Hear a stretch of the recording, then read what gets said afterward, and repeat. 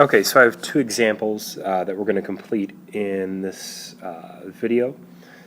We are going to subtract these two terms, and notice the first example that we did as a class or as a video lesson, we had a common denominator. So if we'll notice here, we do not have a common denominator. So the one thing they have in common is an x. The coefficient is not. So what's nice about this problem is because they have an x in common, I don't need to worry about that.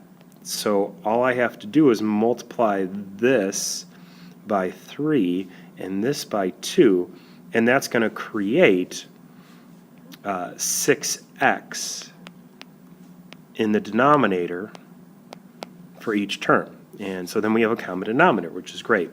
Keep in mind, though, that what we multiply by the bottom, we also have to multiply by the top.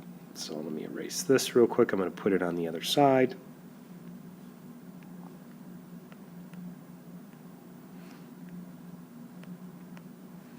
Okay, and remember, it's going to be distributed to each piece in the numerator.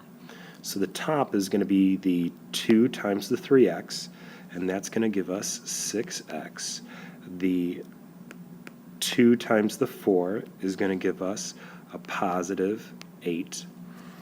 And then we have the 3 times the 2x. This is going to give us a 6x. And then we're going to distribute the 3 to the other constant, which is 1, and that's going to give us a plus 3. So now I'm going to go ahead and combine like terms. What I'd like to do, though, is because it's subtraction, I'm just going to go ahead and distribute the negative to both of those guys. So I'm going to leave it just to see my work, plus a negative 6x minus 3. So notice I distributed the negative to both terms in the expression on the right-hand side of the positive or the plus.